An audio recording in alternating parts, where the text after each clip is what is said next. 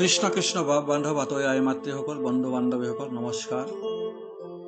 শ্ৰীমদ ভাগৱত মহাপুৰাণৰ তৃতীয় স্কন্ধৰ পৰা শ্ৰীকৃষ্ণ লীলা কথাৰ পৰৱৰ্তী কীৰ্তন ভাগ আজি আকৌ আগবঢ়াইছো।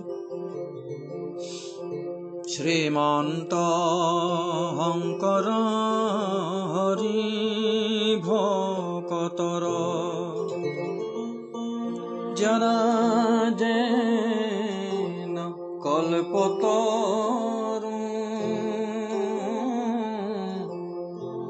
তাৰ বিনাই নাই নাই নাই আমাৰ পৰম গুৰু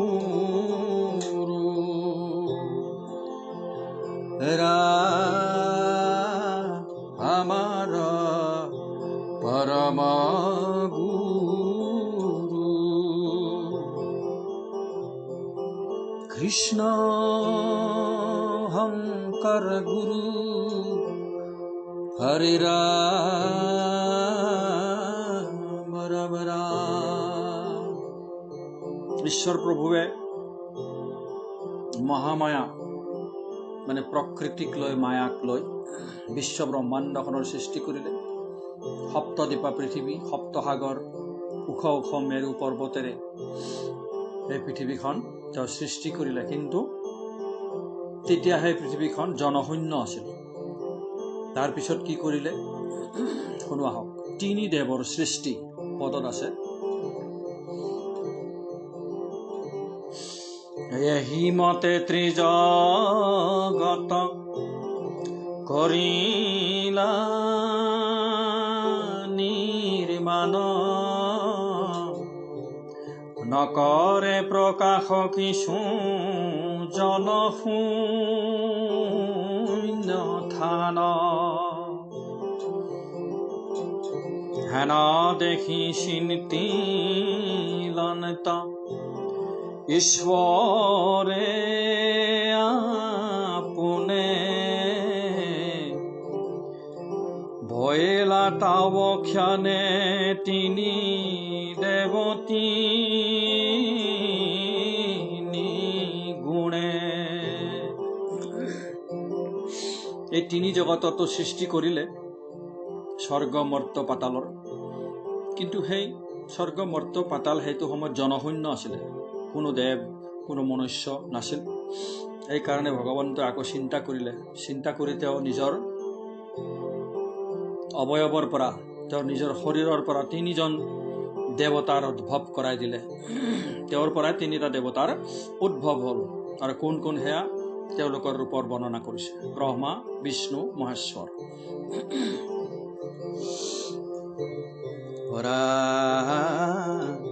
ৰবি শশী সমহবে প্ৰকাশে শৰীৰ, মহাজ্ঞানৱন্ত ধীৰ স্বভাৱে গম্ভীৰ, তমগুণে ভয়লা ৰুদ্ৰ ৰূপ মনোহৰ, স্ফটিকতো অধিক ধবল কলেবৰ, প্ৰকাশনতে আছে পঞ্চ বদন সুন্দৰ, প্ৰতিমুখে ত্ৰিতনয় লোচন ৰুচিকৰ, জলে মহাবায়ু দশ বলিত বৰতুল, নানা অস্ত্ৰ আছে তাত দম্বৰু ত্ৰিশূল, কটিত বাঘৰ ছাল গলে মুণ্ডমালা, হললাটত জটা অতি জলে চন্দ্ৰকলা। ৰুদ্ৰ মানে মহাদেৱৰ, শিৱৰ বৰ্ণনা কৰি আছে। বিকট পিঙ্গল জটা জুটে জলে মাঠে সর্বাঙ্গে ভসমে সন্ন জগতর নাথে ডুব ডুব ডম্বরু বজাবে ঘনে ঘন হৃদয়ে ধ্যান তো সদা শিব নিৰঞ্জন। তো মহাদেৱৰ বৰ্ণনা কৰিছে তেওঁৰ চুলি জটাধাৰী, তেওঁৰ চুলিবিলাক চব জটা হৈ গৈছে, পিংগল মুগা বৰণৰ সুন্দৰ। তাৰপিছত তেওঁৰ ললাটত চন্দ্ৰকলা, চন্দ্ৰৰ অকমান এটা অংশই তাৰ শোভা কৰি আছে। কটিত বাঘৰ ছাল, গলত মুণ্ডমালা, দম্বৰু, ত্ৰিশূল, এইবিলাক তেওঁৰ বৰ্ণনা কৰিছে। গাত ভস্ম, আৰু তেওঁ সদায় নিৰঞ্জনৰ ধ্যান কৰি থাকে, তেওঁকে চিন্তা কৰি থাকে। ৰজগুণে ভৈলা ব্ৰহ্মা যিটো সৃষ্টিকৰ, ৰজগুণে ভৈলা ব্ৰহ্মা যিটো সৃষ্টিকৰ, সুবৰ্ণ গৌৰাঙ্গ যাৰ জলে কলেবৰ। ৰজগুণেৰে ব্ৰহ্মাৰ সৃষ্টি হ'ল, তেওঁৰ শৰীৰটোৰ বৰ্ণ সুবৰ্ণ গৌৰাঙ্গ, স্বৰ্ণ গৌৰাঙ্গ কলেবৰ তেওঁৰ।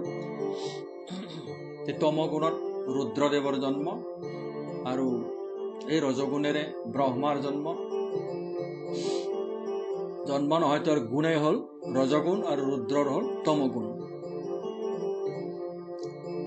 গলত উত্তৰি নৱ গুণ শুভে তাতে, কৰে কমণ্ডল জাপ্য মালা আউৰ হাতে।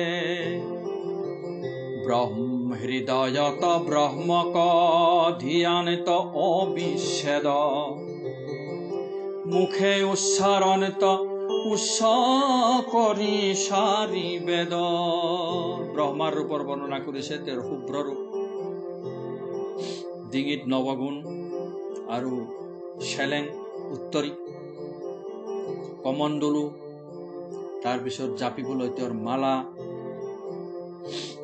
আৰু তেওঁ অবিৰতভাৱে ঈশ্বৰকে চিন্তা কৰি থাকে, ব্ৰহ্মক চিন্তা কৰি থাকে, আৰু মুখেৰে চাৰি বেদৰ শ্লোক তেওঁ উচ্চাৰণ কৰি থাকে। আশান্ত গম্ভীৰ ভাৱে ৰহি সৃষ্টি কৰে, শুনা বিষ্ণু অৱতাৰ আত অনন্তৰে। ৰুদ্ৰ ব্ৰহ্মাৰ সৃষ্টিৰ বিষয়ে ক'লে, এইবাৰ আকৌ বিষ্ণুৰ অৱতাৰ কৈছে। সত্ত্বগুণে ভৈলা বিষ্ণু ৰূপ ঋষিকৰ, শুনা বিষ্ণু অৱতাৰ আত অনন্তৰে।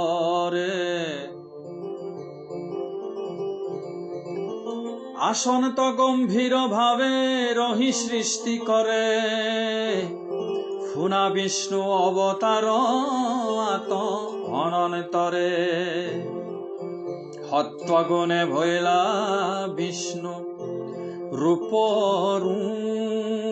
ঋষিকৰ,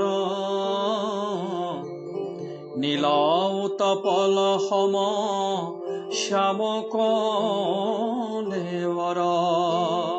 তো সত্ত্বিক গুণেৰে বিষ্ণুৰ জন্ম হ'ল কৈছে। তেওঁৰ ৰূপটো খুব মনোহৰ ৰূপ, নীল উৎপল সম শ্যাম কলেবৰ। তেওঁৰ দেহটো কলেবৰ আৰু নীল পদুমৰ লিখীয়া। শুভে পীত বস্ত্ৰে যেন মেঘত বিজুলি, সারি ভুজে সারি অস্ত্র ধরিয়া সাতুলি। ইখত হসিত মুখ শ্যাম পদ্মকুশ, নয়ন পঙ্কজ যুগ দেখন তেখন তুষ। কীর্তি কুণ্ডলে আতি করে জাতিষ্কার, জলে হৃদয়ত অতি মণিময় হার। অৰুণ অধৰ চাৰু দশনৰ হাৰি কেয়ুৰ কৃষ্ণ কংকন কেয়ুৰে ৰঞ্জে মহাভুজ চাৰি।